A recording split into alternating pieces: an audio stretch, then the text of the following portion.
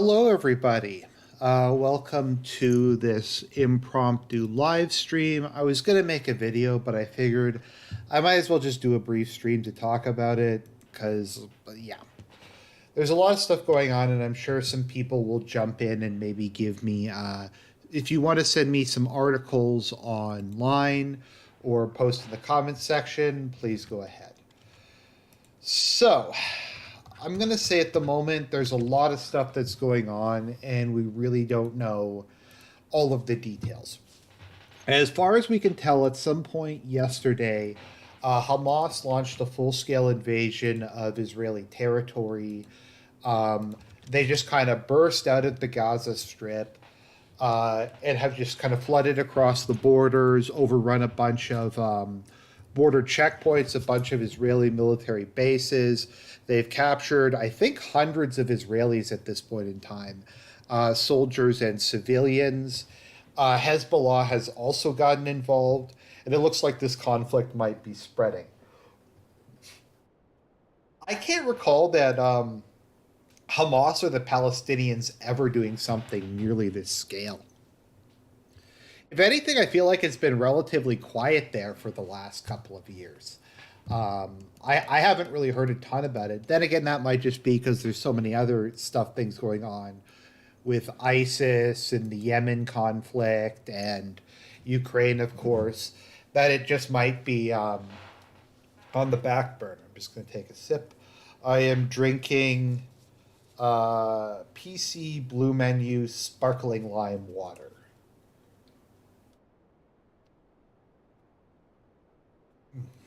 It's pretty good. No sweetener, just carbonated water and lime flavor. So, what do we know so far? What do we know? What's even happening?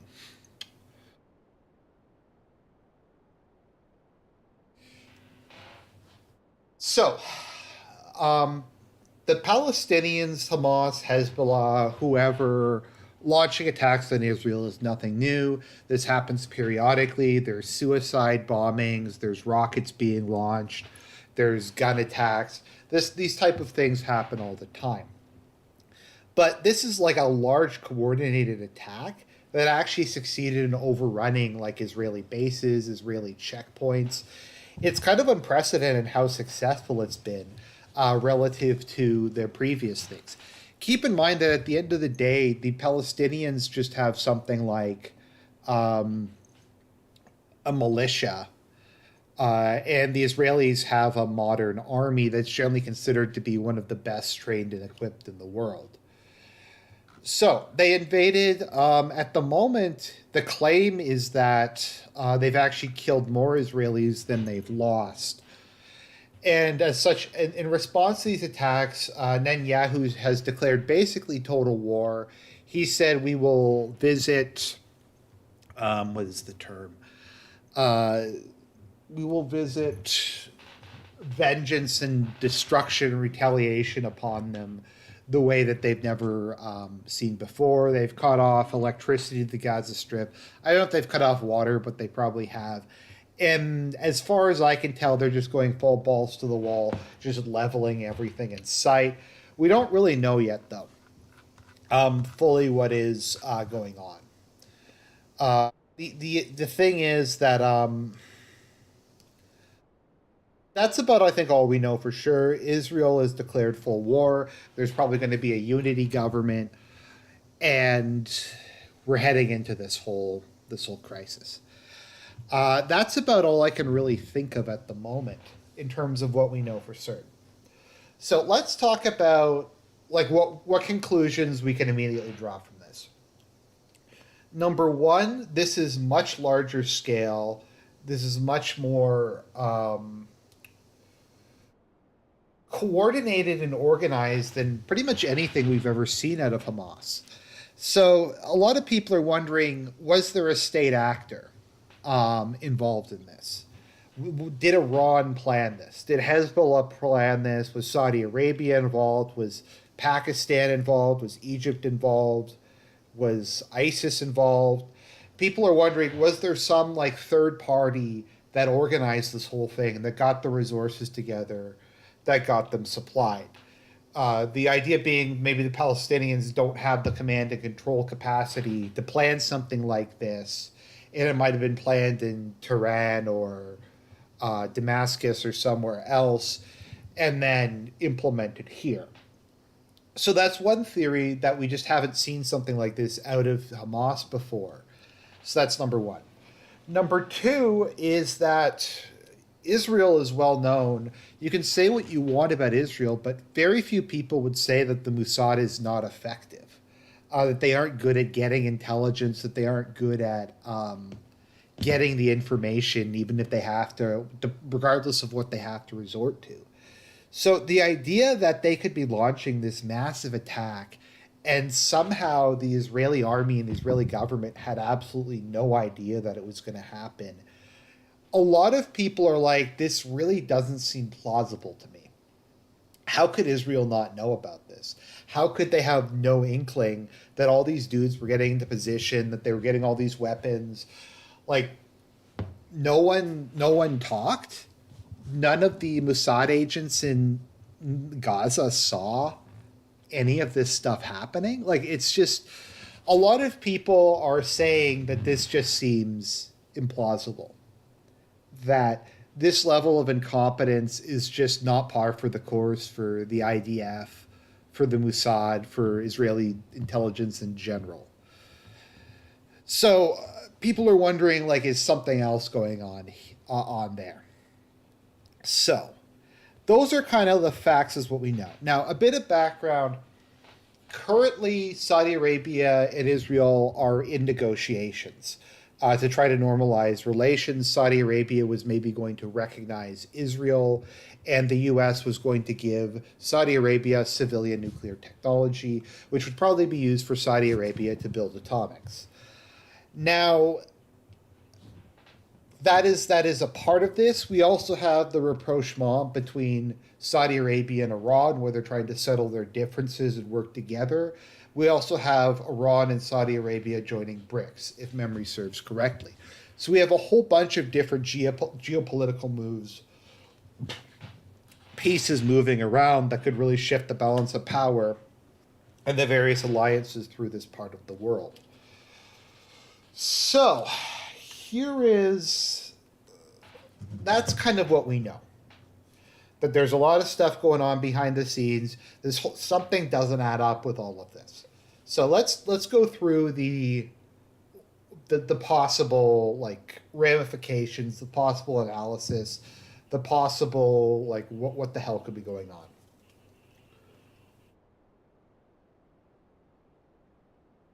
First and foremost, as with all speculation, we have to first take into account the null hypothesis, and that is that nothing special happened. So in this case, the null hypothesis would be that the Palestinians just achieved total surprise. This would be that that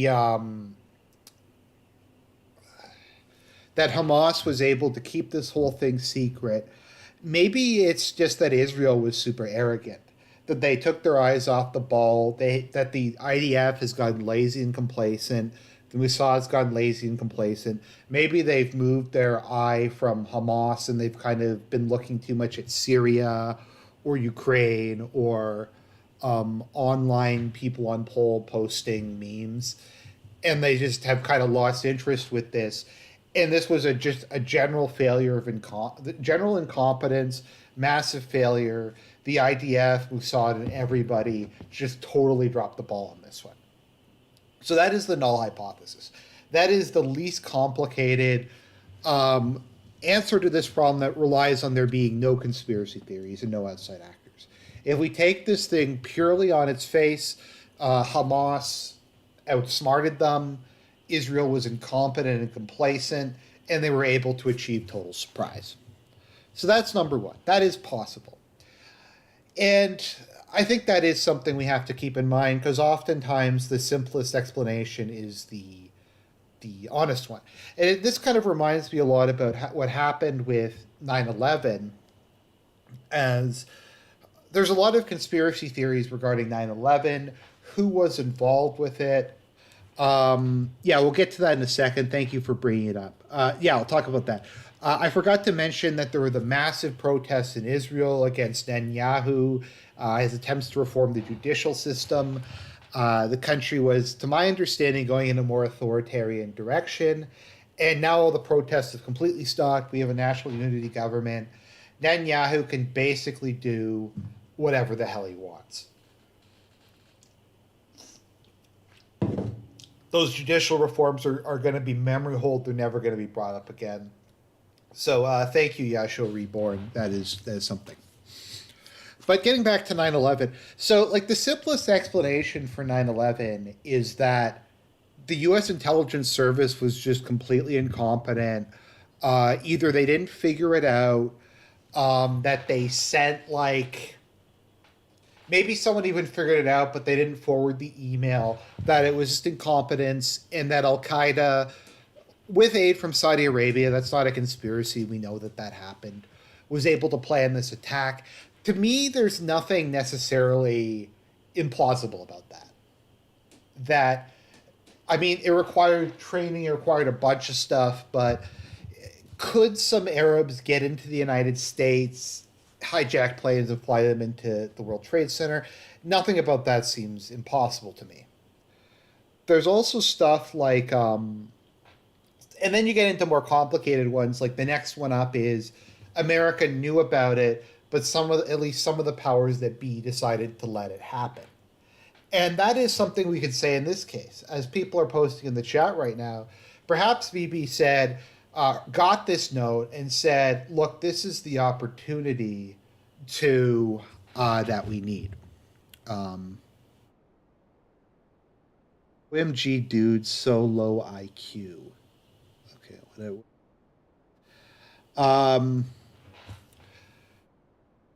We can do is we're just going to let this attack happen. We're going to let it be like a complete disaster for us. We're going to take some casualties. We're going to lose some settlements.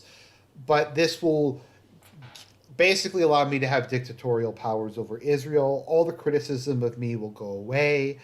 And we can basically do whatever we want in the West Bank. Maybe there is, the Gaza Strip. But also, I guess, the West Bank. I'm sure that there's stuff they're trying to do there. So that's kind of number two, that at least somebody involved with this, be it the United States, be it Israel, be it Saudi Arabia, whoever, knew this was going to happen and covered it up and let it happen. So that's number two. So we have incompetence, we have complicity. I've also heard the treason argument that someone within the Israeli government, within the intelligence services, is working for Hamas, is like a deep cover spy. He's working for Hamas or working for Hezbollah or somebody else, and they deliberately covered this up. I mean, once again, that's another possible explanation. There's always the explanation that like Israel infiltrated the Palestinian government and they planned this attack upon themselves to give them a justification for doing something. I don't know. It's all very complicated, and these are all kind of plausible things. So, the question, therefore, is why did this happen now? Now, there was a recent incident where a bunch of Israelis broke into a mosque and were going to sacrifice an animal there, allegedly, and this led to a whole bunch of shit. Then the Israeli police went in and arrested a bunch of people. My understanding is Israel's been fairly brutal this year in the Gaza Strip. And this could have just been that happened. Israel's been mean to them lately. And the Palestinians just said, we're going to show them that we're still here. We're going to show them that we're still here. We're going to show them that there still is, that this stuff still matters.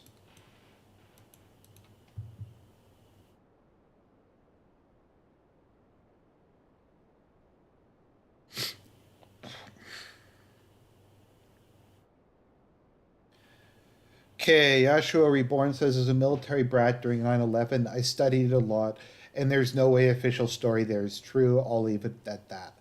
Well, I don't think I said that.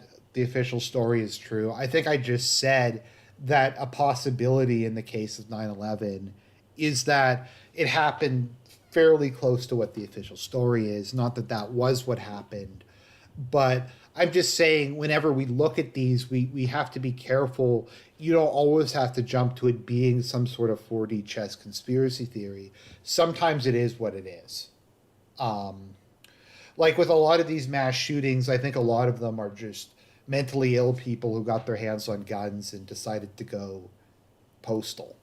It's not necessarily like MK Ultra or anything like that.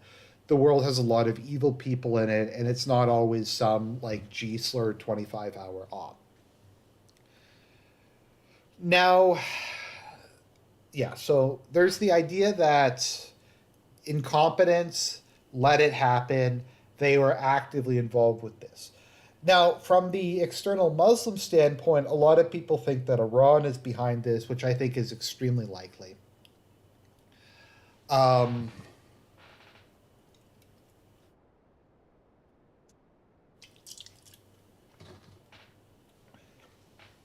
and this was done now to try to destroy the potential peace agreement between Israel and Saudi Arabia. So they're stirring the pot. Saudi Arabia basically has to support the Palestinians politically. This is going to basically just reset all the progress that's been made in terms of a peace deal. And we're going to try to just stir it up, get the Arabs and Israelis hating each other again, redivide the Middle East, set us back to where we were in the 90s or 80s, wherein there was a lot of tension between the various sides. And that's one theory. There's obviously, once again, the theory that Bebe did this to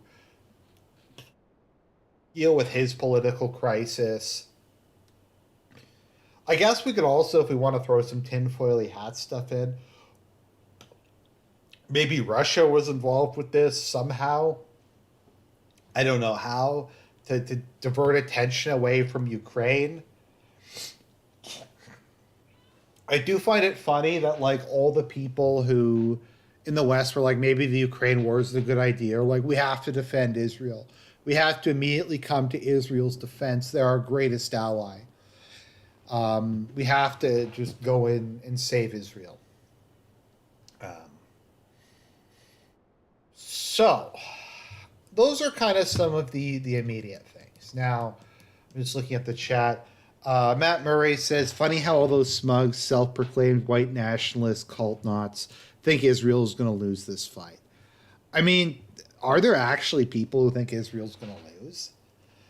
It's just physically not possible. Israel has a very large, well trained, well equipped army. I don't even know what Israel losing would be. Would that be the Palestinians overrunning Israel? That's not possible. Would it be them forcing Israel to recognize them as an independent state? I don't know what victory would look like.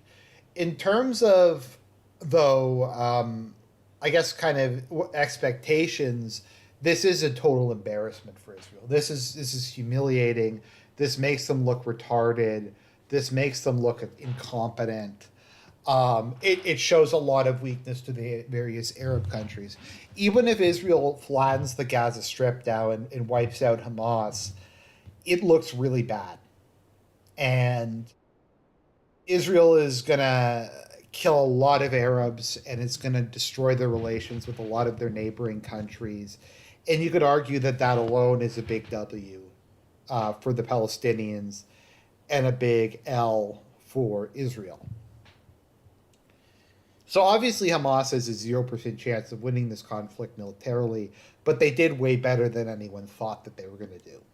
Um, Considering, like, I remember in the past they captured like one or two soldiers, and that was like a massive deal, but now they've probably captured hundreds. Now, Spitfire's spoiled did a spoiler because he's an F slur, but I was going to say my theory. I think what actually happened is Wagner went to the West Bank, went to the Gaza Strip, and Wagner is behind it. Um, Wagner trained the Hamas.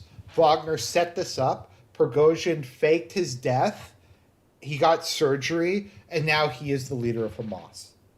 He's the leader of Hamas. These were actually Wagner troops dressed up as Arabs who carried out these attacks. And this is like it's the movie you watch, and then at the very end, like the leader of Hamas like takes off his mask and it's Prigozhin, and he just starts laughing, and then he like picks up the phone and he's like, "Yeah, Vladimir Putin, it is done," and that's like the end that we're gonna is gonna get. Kai Makata says there are some people on Twitter making it seem like Israel was a paper tiger that is crumbling, with Palestinians flooding in and taking over everything, at least for a few hours from what I saw. I mean, that's okay. So their border defenses didn't work. Their army, like once again, it's you have to define winning. Did they get their asses kicked, and did they like? Was it a total embarrassment? Um, I don't know. It's a good question. It's a good question. The U.S. Navy is sending a carrier group apparently. So I don't know. People in the chat, what do you think happened? Um, like, what do you think actually happened? Was it did Bibi do this? Was the Israeli government just incompetent? Um, what do you think's going on here?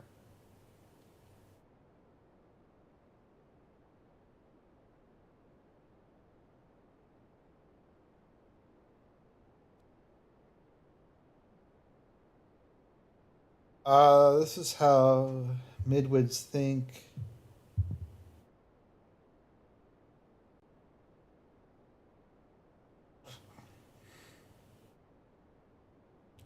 I mean, we can talk about that some other time.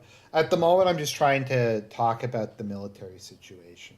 So, Lord Fox is thinking that it's just pure incompetence. That the Israelis were arrogant, that they maybe they even knew that this was going to happen, and they just yeah.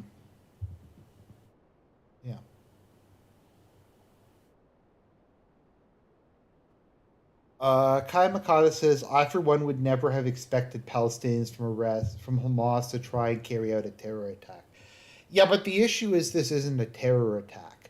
This is like a actual military offensive that's overrun a substantial amount of territory for short periods of time.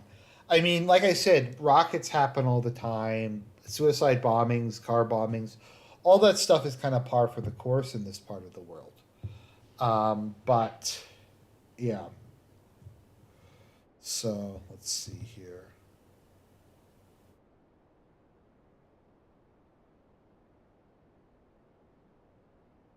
All right.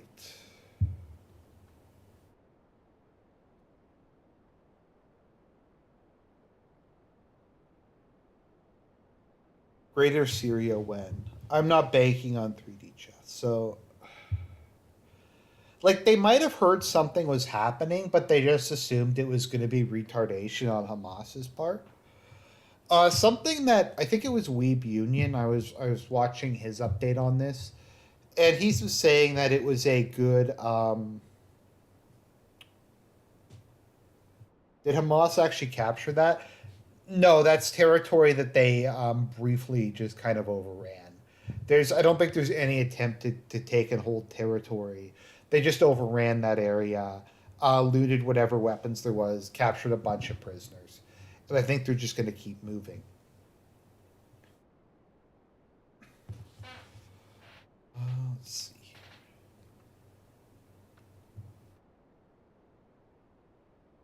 Pearl Harbor was known of it in advance. I assume they just let it happen to justify counterattacks. I mean, that's possible. I'm not really sure what do I think will happen with Iran. I don't know. It depends whether or not Iran. We don't really know what Hezbollah is going to do because I know Hezbollah has been starting to fight a little bit. Um, Hezbollah is starting to shell from the north and launch some rockets. Whether or not they're going to get directly involved, I'm not sure. Like by sending boots on the ground, if something like that. There's a schizo argument in Shrump's. Uh, okay, so Constantine says, I think Israel baited Hamas into it so Israel would get a blank check. Okay, that's not bad. That's not the worst idea. Okay, so I guess what maybe Constantine is saying is um, they were baiting Hamas. They thought they wanted Hamas to do something. Like they maybe thought Hamas was going to do a couple suicide bombings, maybe launch a couple dozen rockets, and give them some justification to invade the Gaza Strip and to take the heat off of Bebe. Maybe they just didn't realize it was going to go as far as like they thought. That's certainly possible. That's also possible too. Like they thought that Hamas was going to do like a little bit, and they weren't prepared for the scale. I'm not sure though. So let's go back. So what are the possibilities? Sorry to keep repeating it, but we have to try to keep this. We have to try to keep this organized. So one, complete and total incompetence. Two, the Israeli government just let it happen. Maybe Bebe did. I'm not saying the entire government's involved in it, but um, saying the Israeli government has all knowledge of it, but maybe a couple of people did and they let it happen. Three, maybe they tried to provoke a reaction out of Hamas through the mosque occupation and some other stuff because they wanted Hamas to do something. And either they planned for an attack on this scale or they just thought Hamas was going to do something smaller. And it was to give them a carte blanche to invade the Gaza Strip and to take the political pressure uh, off of Bebe. At the same time, though, it's is it really advantageous though? Is it like really advantageous for if Israel was behind this for them to sink their peace treaty with Saudi Arabia, or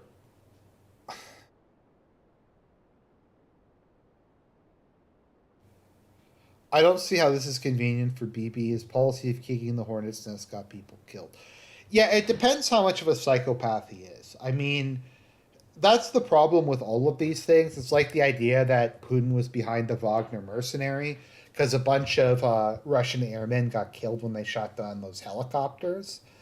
That's when you get into a lot of these things. Uh, are they willing to get civilians killed? Um, so,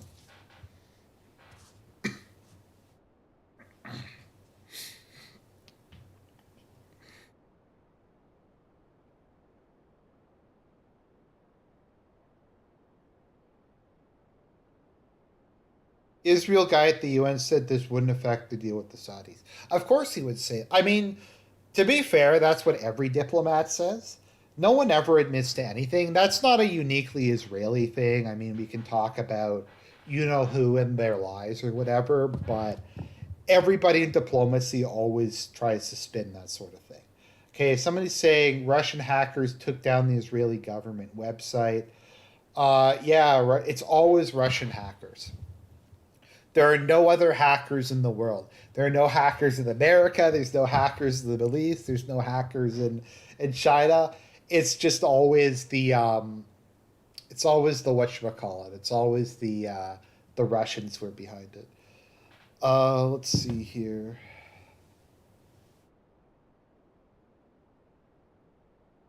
Are there any evangelicals? Are there any moderate people that this will? No, because we have all these. Like we even have the people who are generally good on these issues, like Orban. I think Gates. Like all the like decent national conservatives in Europe are like shilling for Israel, and they're like, "We're on Israel's side, guys."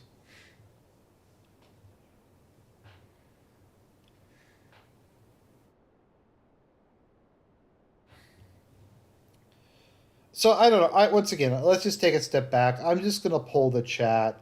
What do you guys think happened? What do you think is the background to this? Who is involved? Either is this just a Palestinian thing? Is this just Palestine and friends? Like Iran gave them some organizational help. They coordinated with Hezbollah. Was this Bibi's way of trying to take political pressure off himself? Was the U.S. involved in some way? Is this a distraction from something else? I'm just I'm just not sure.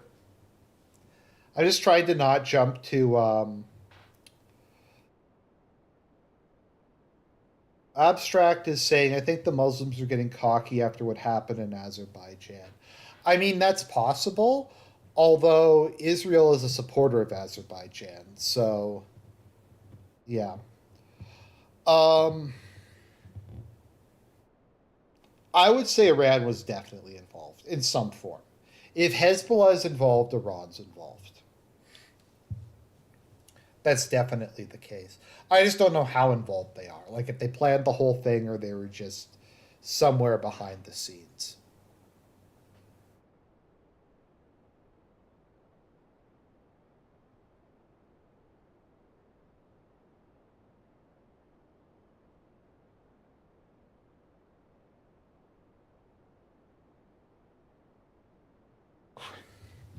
Just giving people a second. Okay, guys, stop arguing about the JQ. We can talk about that.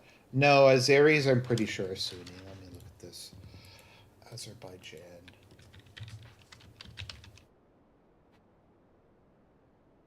I'm pretty sure Azerbaijan is Sunni.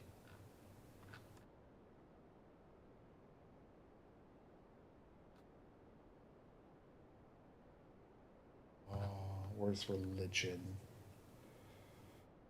Oh no, you're right. Okay, I'm completely wrong. You're 100% right. Azerbaijan is majority Shia. It's about 60% Shia, 40% Sunni. I didn't know that actually, but that's interesting. That is interesting. I think it's a pretty secular country though, but yeah, I stand corrected. I wonder what RR thinks happened.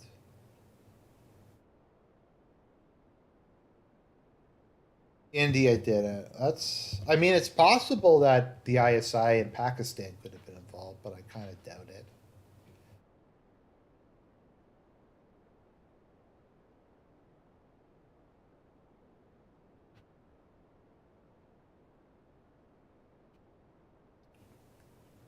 So someone's saying we should see what our old buddy Reagan Republican has to say. I think that's a good idea. I'm sure his takes on this is going to be fucking amazing. Okay.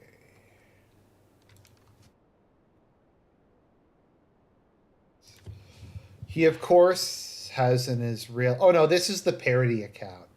The parody account is amazing. I actually get fooled by the parody account a fair amount.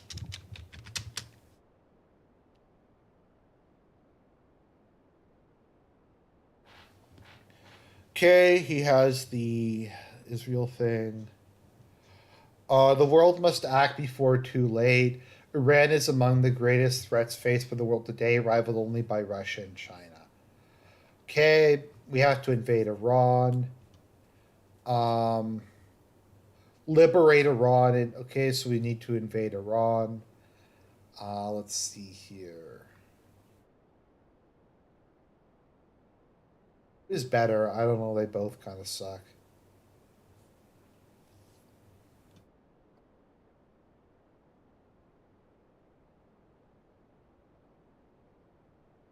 Criticizes. Okay.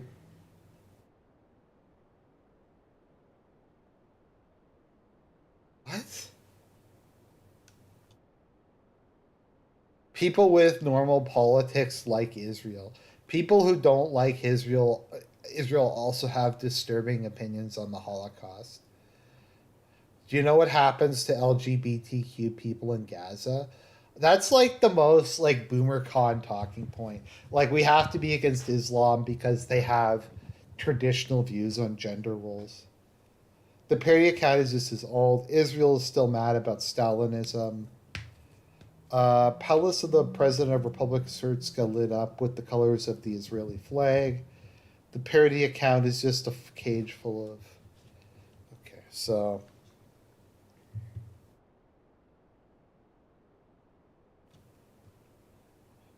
Or Biden. No, but he loves Biden. Like, he absolutely adores Biden. Like, he said Biden's economy is awesome numerous times. Liberals. Okay, so yeah. So he's just saying that we should invade Palestine, we should invade Iran, we need more war. So that's cool. I think that's a good idea.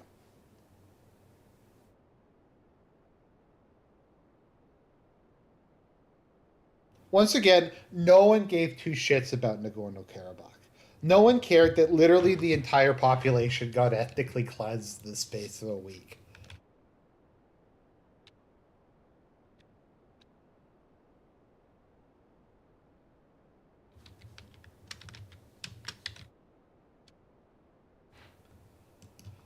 Okay.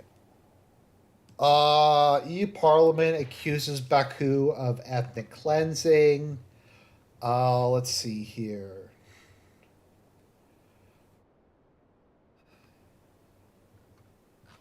Yeah, so I think that okay. I think something like 80% of the population has fled Nagorno Karabakh. Uh, yeah, so that's okay though. That doesn't matter. That's not a genocide. That's not the Holocaust. If the Palestinians kill like 300 Israelis, that's fine. That's good. I mean, that's bad. But if 100,000 Armenians get basically kicked out of their ancestral homeland, that is not a genocide. That's not a genocide. That's not ethnic cleansing. It's okay. It's okay for those people to get expelled. Armenia is behind the attacks on Israel. Now that's a schizo post that I can get behind. Yeah, nobody cared nor will care for Armenian Gainer Move Part 2. Mm-hmm.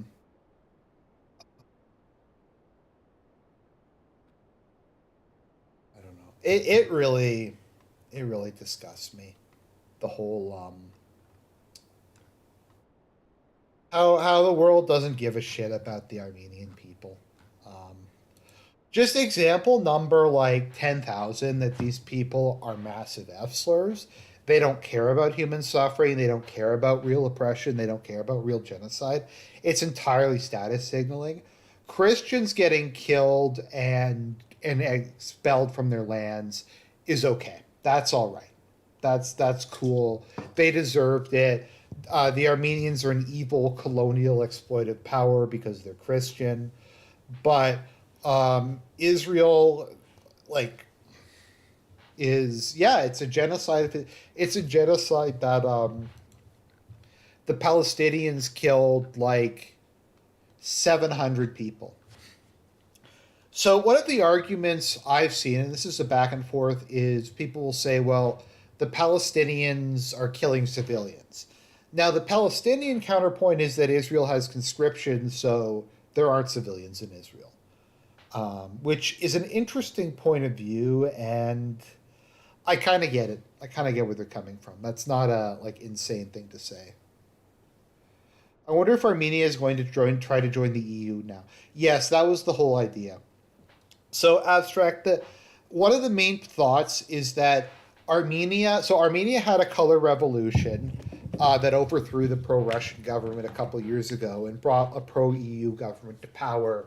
And it's widely believed that they deliberately threw the war from a couple years ago because Pashinyan, the prime minister of Armenia, wanted to get rid of Nagorno-Karabakh and the other um, occupied territory so that Armenia would no longer have any border disputes and they could join the EU. So basically, because he wanted to join the EU, he threw all the Armenians in Azerbaijan under the bus. He also recognized it as part of what was it again? Um, yeah. So, but those 600 Israelis, many of whom were soldiers, that was worse than the 80,000 people who got kicked out of their ancestral homeland. Um, that was okay.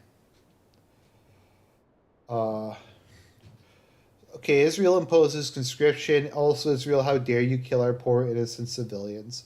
I mean, like, is are they wrong? Like, is are the Palestinians wrong in saying that? I don't know. The outstanding issue of Abkhazia and South Ossetia. I don't know. The whole thing's just LARP. The Armenia's idea that it's going to join the EU and that it's going to join NATO and the US is going to protect them is just retarded. There's a 0% chance of that happening. I don't think Turkey even recognizes Armenia as a country. You think that if like it comes down to it, the US is going to back Armenia over Turkey? Turkey's also in NATO. Turkey can veto any of this shit. Turkey can veto Armenian membership into NATO. Um, like,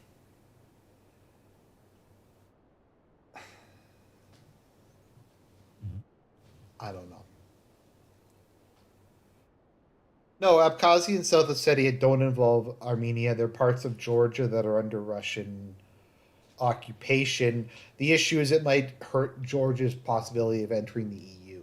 Like, how would that even work? Um, Israel needs to nuke Palestine to teach the third world not to screw around. That is a good idea. I support that. Um, Nuking. Let's just take a look at this. I actually think that's a good idea.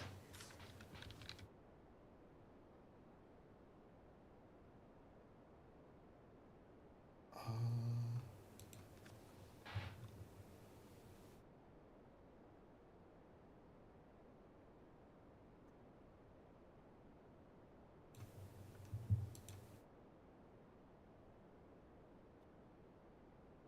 I mean, if Israel was to nuke Gaza, it would have absolutely no negative ramifications in their own country. So, as we all know, nuclear weapons do not generate any kind of toxic residue or radiation that spreads to nearby areas.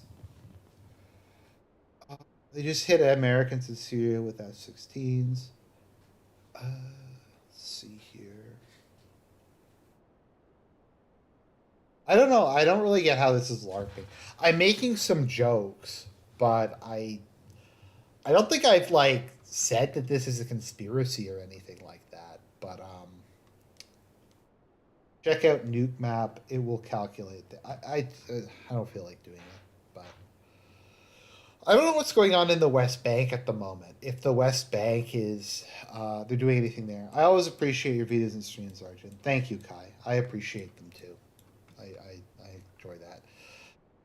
Next year I'm gonna maybe try to be a little more active, like get some people on, maybe go on some other people's channels. As I said, I moved to Winnipeg. I have a new job and I just been finishing off my masters, but I will be done my masters after the semester, and I won't have to worry about that anymore because I've been doing that one course a semester for I guess 3.5 years now. It's quite a bit of work. It's like 10 hours a week. It's quite a bit on top of whatever else. What do you think is going to happen in the next couple months? Um, I don't know. I don't know. So, World War bracket.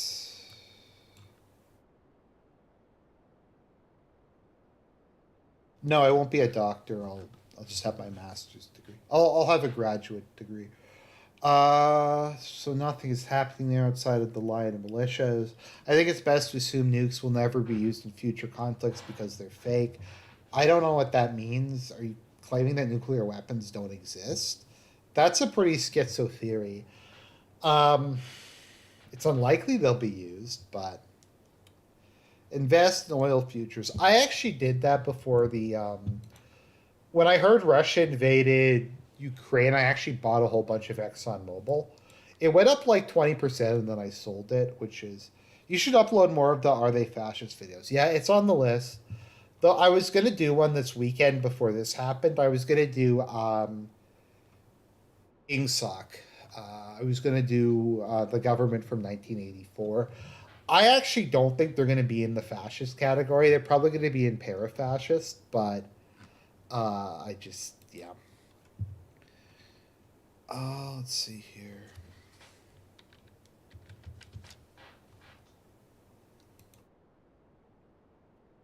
So Vex is saying Syria, Palestine cinematic universe. I mean, that's possible. I don't know if you guys want. Do you guys want me to talk about what my opinion on the conflict is? I can do that if you'd like. Um, so my opinion on the Israel Palestine conflict is let's not mince words. Some people shill for the Palestinians. Hamas is a death cult. Like, can we just all be upfront about that and be real? Any society in which, like, mothers are like, "I hope my child grows up to be a suicide bomber," is just fucked. Like, I'm not gonna sit here and shill for them and say that they're like some great people. That being said, I sympathize with the Palestinians as I realistically don't know what they're supposed to do at this point. Like, they're contained in these tiny areas. This doesn't really tell the whole story. Let me see if I can find the water map.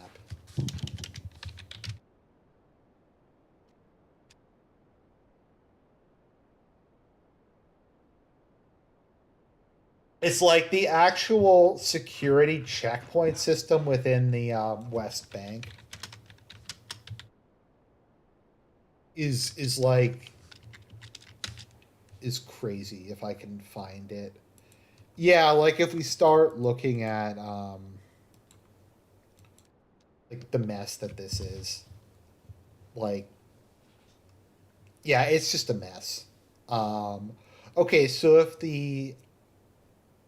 if that's the Palestinian areas, then yeah, they're all separated from each other. They're all cut off. I think they've built walls around all the water supplies in the area, and it's just kind of a massive shithole. So I don't really know like what they're supposed to do at this point in time. Um, so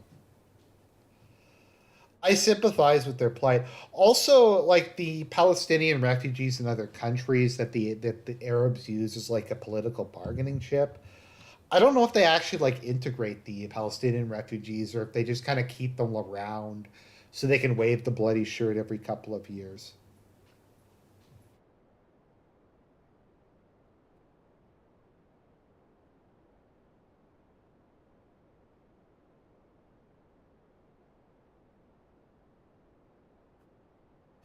That being said, though, that being said, Hamas has absolutely no impact on my daily life. Hamas has none. Whether or not Hamas exists doesn't affect anything in my life. Whether or not a certain side exists, though, affects everything in my life. If you're an American, it means you have to go to fight endless wars in the Middle East. You have to alienate a bunch of people who you might have decent relations with. Um, that you're basically just stuck supporting this parasite that's basically provided absolutely no value to you. Like, if we want to talk about America's allies, Turkey was a good ally until they fucked them over on the Kurd issue. South Korea is a good ally. Japan's a good ally. Italy is. France is. The UK is. Israel is not a good ally. What has Israel ever done? Could somebody maybe like if you know something that Israel actually did that helped the U.S. out, please let me know. Um, I did a whole video like the real history of our greatest ally. And it was like talking about how Israel intervened in Vietnam and Korea and sent troops into Iraq and sent troops into Afghanistan. And they were critical in winning in those particular conflicts. Like they would have lost if not for Israel um, helping them out. And once again, I'm not like a fan of Turkey either, but like let's be real, Turkey fought in the Korean War. Turkey was a bulwark against the Soviet Union. They participated in NATO. They made NATO's chances against the Soviet Union like way better. So it wasn't Muslims that purged Christians from Jerusalem. I mean, like, let's not pretend that Hamas likes Christians. I mean, they don't. Let's not pretend any of these countries are like maybe Assad is because Assad is the chosen one, but I don't like Saudi Arabia Saudi Arabia is a disgusting country. I think I saw some people were shilling for it. Don't shill for Saudi Arabia. Saudi Arabia is like as bad, if not worse, than Israel. Um, Keep in mind that a lot of parts of the world, the Muslims were fairly moderate, as in like Saudi Arabia deliberately used their oil wealth to just send like the most radical imams to just different parts of the world and radicalize the local population and get them to start just killing Christians and doing insane shit. Like Saudi Arabia is really bad. Um, I, I'm not gonna shill for the Saudis. Also, the Saudis did 9/11. I mean, it's not even really a question. Um, I think the founder of Hamas actually was a Christian. Yeah, but I don't know. Make Palestine British again. I mean, that's one way to do it.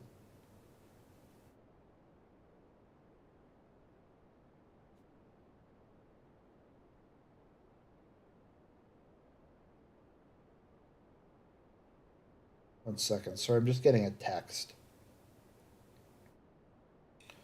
Uh, just getting a text from Yo Mama. Well, my mother, but just because it's Thanksgiving tomorrow in Canada, so gonna do something to do with that. Okay, Kingdom of Jerusalem. When imagine shilling for any of these countries. Mossad text. So that stuff is all going down. I don't know if there's been anything really. Uh,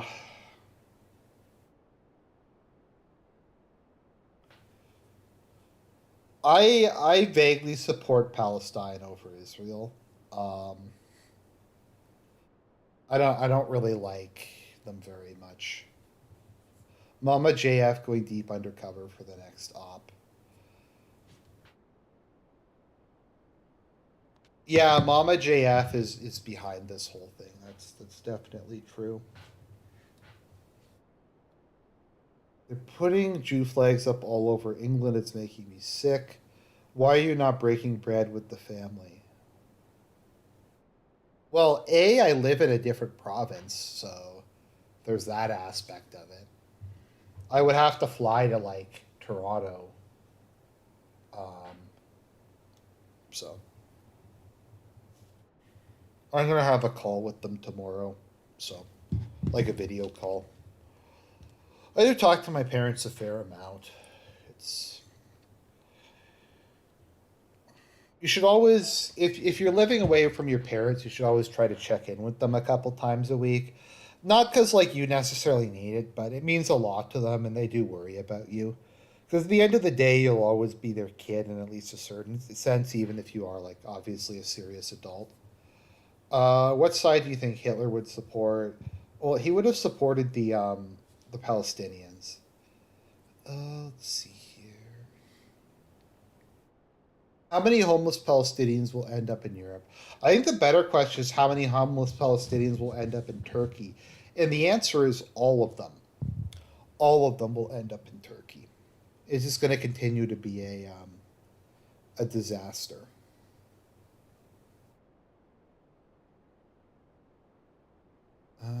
Keep provoking the Muslims constantly.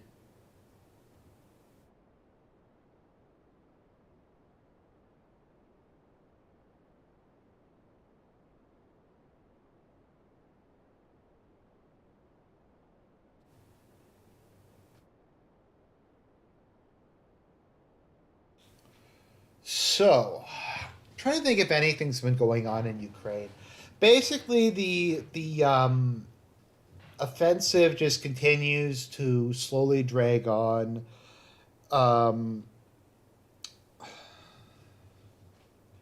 the Ukrainians are using they're using this weird combination of small unit and human wave tactics to try to briefly gain small amounts of territory that can be used for some sort of media PR stunt while taking immense losses. At this point, I'm not really sure what's going to happen next.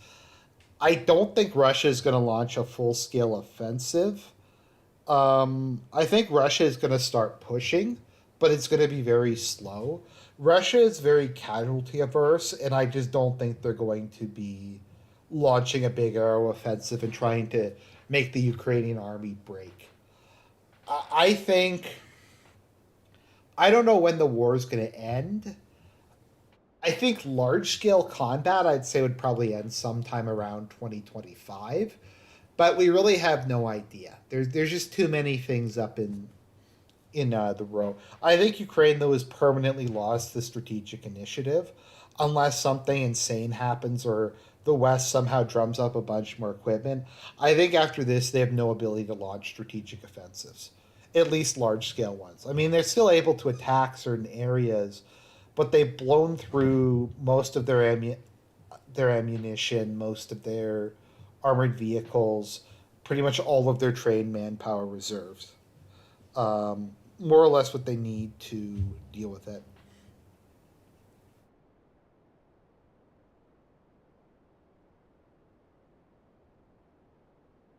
The issue is, even though Ukraine's out of ammunition, they're still going to be getting enough that Russia casualty averse. Have you? Are you crazy? Have you never read Russian history? In this conflict, I don't get what that has to do with this conflict. Because the Soviet Union wasn't casualty averse in World War II, I don't know how that relates to this war necessarily. The Russian army has been very conservative in how they've been dealing with this. So they're just going to probably start creeping forward. Putin, more or less, Putin and Tolstoy, the deputy speaker, basically announced that they're going to be taking everything east of the Dnieper and the remainder of the Black Coast and Sea Coast, including the whatever it's called. I don't think they have. I mean, Ukraine didn't even get through the first line of defense. Where are you getting your stats? Where are you getting your stats? Like the Ukrainian, like the people. Okay, let's just take a step back. If we're gonna look at the claim that you get from a lot of Western sources, it's you'll have the Israeli. No, it's not the Israeli army. The Ukrainian commander in chief saying Russia has 10 times. Let me see. Where is it? Russia has 10 times the artillery. Oh, okay. This is from last year. Russia has 5 times the artillery. I think this year they said 8 times. Has 5 times more. Uh, when will the ammunition shortage silence Russia's artillery? It's not going to. I'd have to find it, but there was a case where let me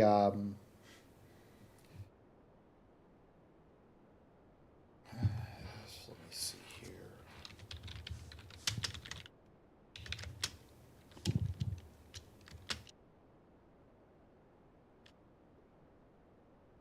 I have to try to find it because there was I did see that quote. I put it in a video actually. I think I put it in a couple different videos. But the idea is somehow, despite Russia fighting from a defensive position, having 5 to 10 times the amount of artillery, having an air force, having better training, all this stuff, somehow Ukraine is getting a positive kill ratio. I mean, the BBC's project. I don't know. Like, okay, here. Ukraine general.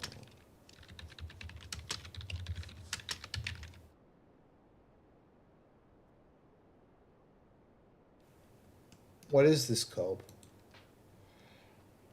Russia has more artillery than Ukraine, but they have a bad habit of shelling nothing. It's such a cope. Let's see, where is it? I have to find it, but there is okay, fivefold advantage in artillery. I think that was somebody said that during the counteroffensive.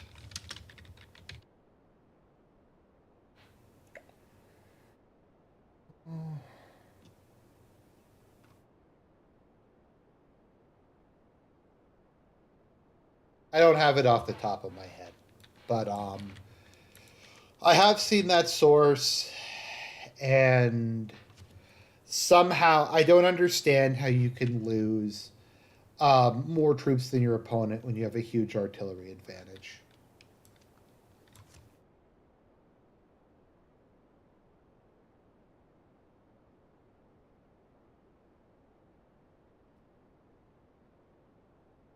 Let's see here.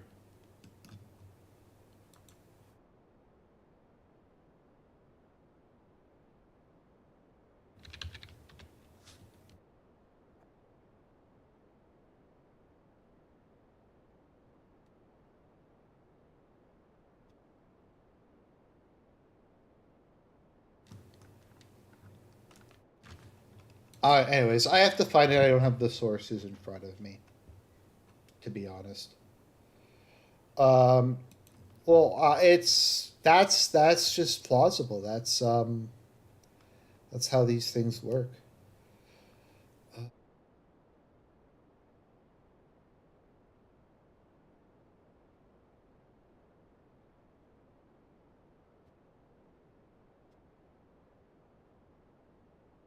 Okay, here we go. Here we go. That was one of the sources I was looking for. There we go. Business Insider. Russian manufacturers are making up to 7 times as much ammunition as Western arms makers, Estonian defense officials said. So we can claim that, like, you would have to claim, like, for instance, that the New York Times is like a pro Russia shill. Um, where did you get these numbers? Okay. Russia overcomes sanctions to expand missile production higher than pre war. We have Russia is producing 7 times the amount. I mean, we could argue that the. I wish, like, we could argue that Business Insider and. Who else is there? Uh,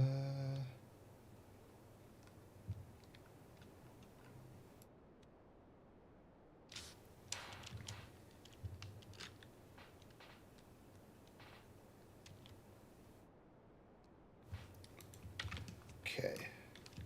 So here is another one from CNN, another pro Russian source. So, according to CNN, Russia is producing artillery ammunition at a rate 7 times cheaper and 8 times faster than the West. So, once again, CNN Estonia, well-known Russian shells. Well-known Russia shells, well known for uh, to do that. We have EPA.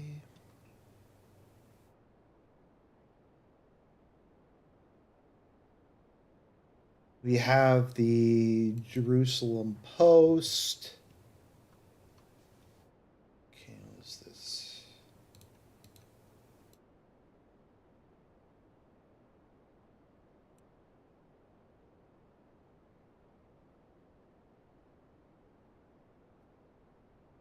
I'm just trying to find this. Yeah, but my point is,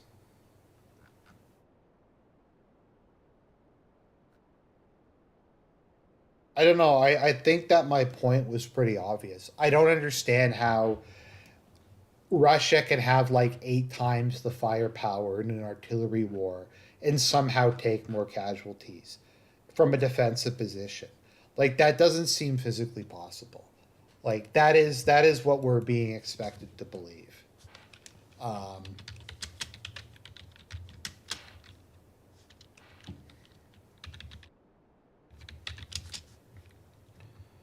Let me see here. So if you look at the BBC tried to track this, and the BBC's project is they try to confirm Russian deaths. So their count as of May was 22. It was approximately 22,000. Um, Now I think it's much higher than that, but I don't know. The BBC doesn't think that it's like 300,000 people. Um, so it's like there are a lot more dynamics in that. Okay. So tell me, in what area does Ukraine have an industrial advantage? In what type of equipment do they have a technological or numerical advantage? They don't have an air force. They don't have functional air defense systems. They don't have enough shells for their guns.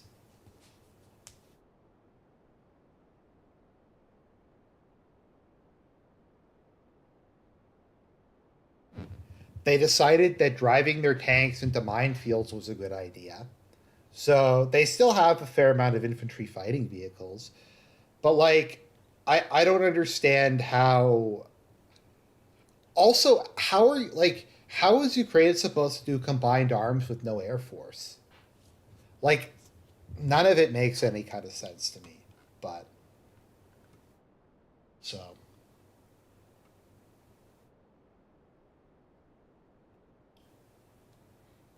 reported by Russia. What do you mean reported by Russia?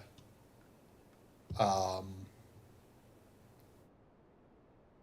what's reported by Russia? They have several functional air defense systems. Yeah, you can really see those working. Did you see the video of the Patriot missile battery firing like 20 missiles and none of them did anything? That's true. Definitely.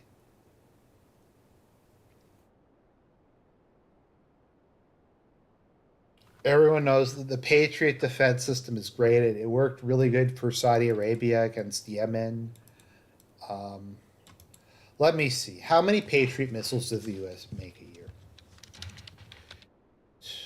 Missiles a year. How many do they make? Patriot missile production.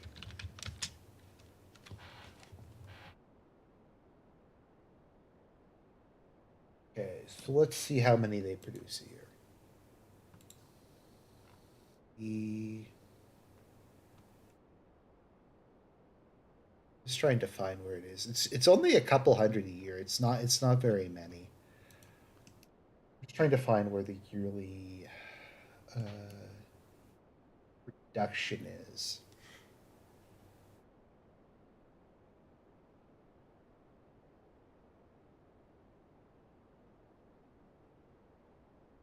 So, Froggy, it seems like your contention is that CNN, the Estonian Defense Ministry, ABC, and so is your claim? I just wanted to confirm with you. So you're claiming that BBC, CNN, ABC, the Kiev Independent, and Business Insider are all pro-Russian sources. Is that what you are claiming? I just want to confirm that. Is that what you're saying? I have not used a single Russian source so far. I've only referenced pro-Russian sources, pro-Western sources. Let's see here.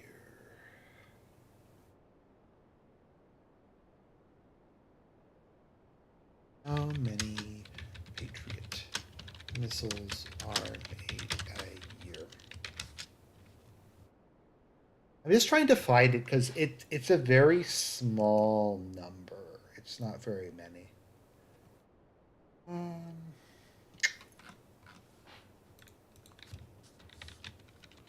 Let me try a different search.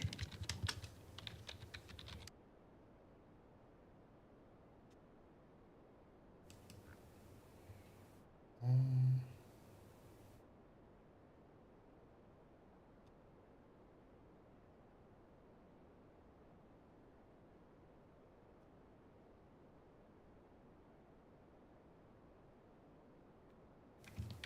okay, so I'm not sure how many missiles. According to Defense Blog, um, they make 18. What is this? 12 systems. So that is the actual launcher and radar. So they make 12 of those a year. And even if you were to earmark all of those for Ukraine, that would mean that like Russia would have to like not destroy, would have no capacity to destroy any of them. I'm just trying to find where the missile number is.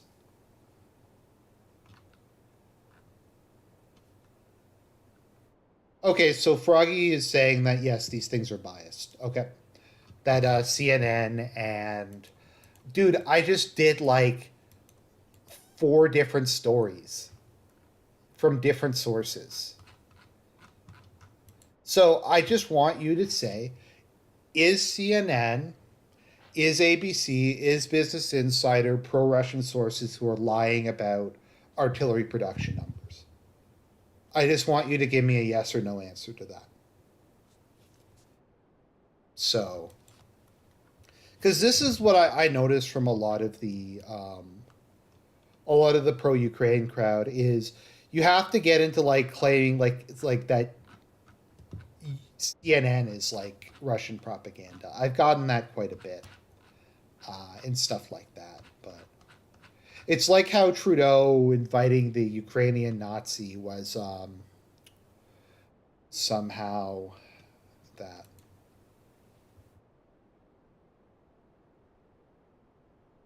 Okay.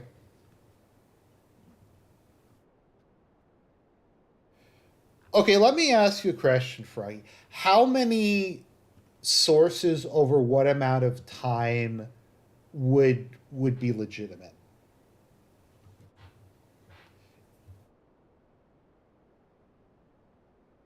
Like I'm just asking a question. How many over what time period from what sources would it take to be legitimate? Because I just pulled up like five.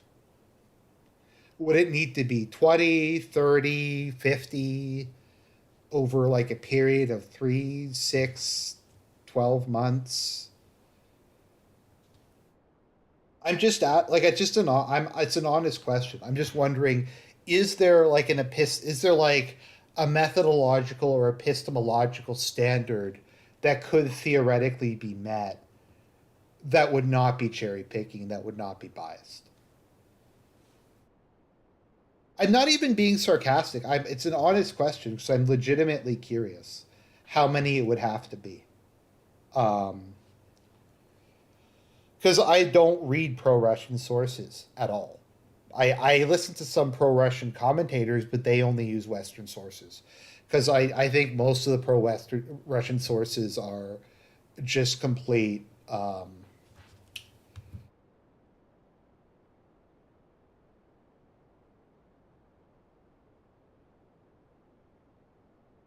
Okay, well, I think that answers it. He says that it's obvious that I'm locked into my view, and no amount of documentation will change my perspective. So I think that Froggy has admitted to it there.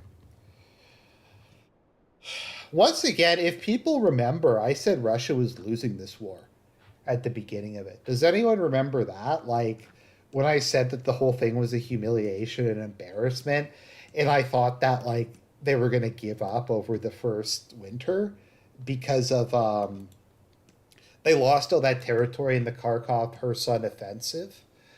I don't know. There was a guy yesterday who was saying that I suck Putin's balls because of the video I did on the Canadian Nazi when I was like sympathetic when I so like he was claiming me saying that World War II was complicated and I don't blame some Ukrainians for fighting against the communists was like a pro-Russian stance.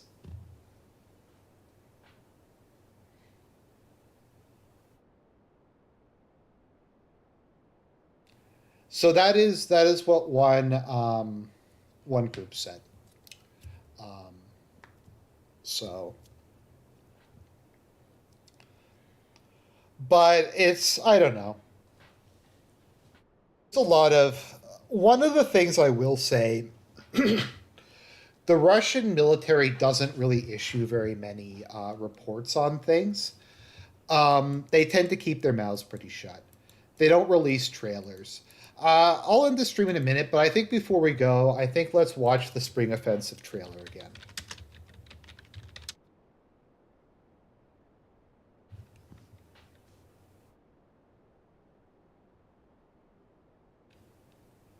Trailer.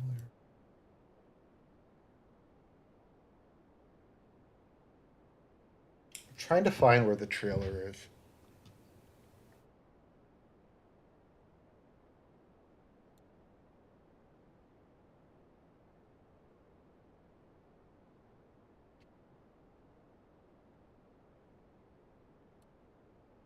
Okay, here we go.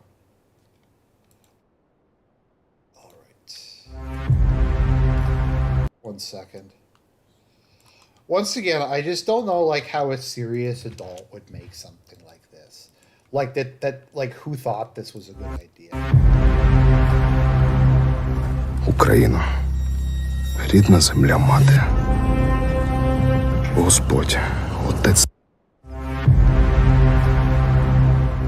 Україно, рідна земля мати, Господь, Отець наш Небесний. Благословіть. Благословіть! Я йду знищувати! Ворогів землі рідної! Вбив моїх братів! Гвалтівників моїх посестер! Нехай рука моя буде твердою! Щоб вбивати ворогів! Нехай око моє буде ясним! Щоб вбивати ворогів! Нехай зброя моя буде справною! Щоб вбивати ворогів! Нехай воля моя буде сталь! Щоб вбивати ворогів! They made a fucking cinematic trailer. Україно! Рідна земля мати! Господь, Отець наш Небесний! Благословіть! Наш рішучий наступ! Нашу священну помсту! Нашу святу перемогу!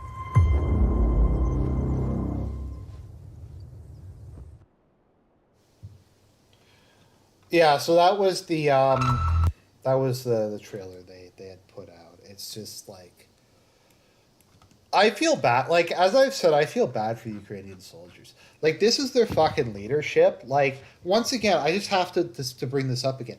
They were like, we're gonna have a spring offensive. We're gonna announce where it is.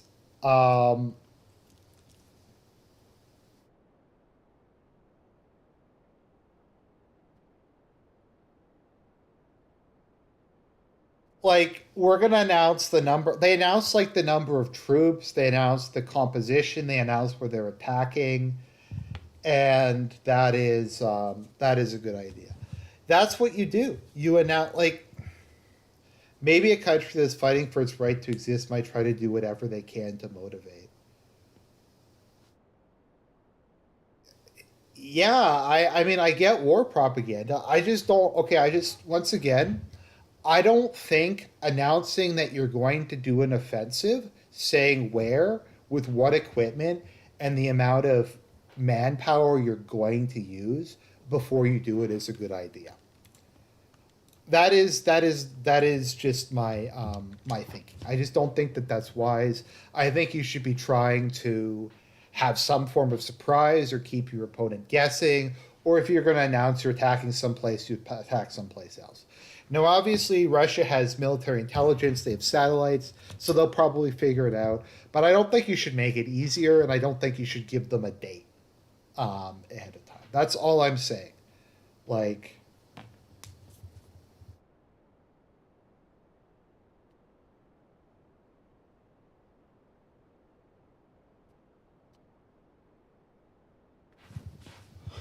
so that's what I think. But that's the video. Yeah, imagine if the Allies declared where they were going to attack on D-Day.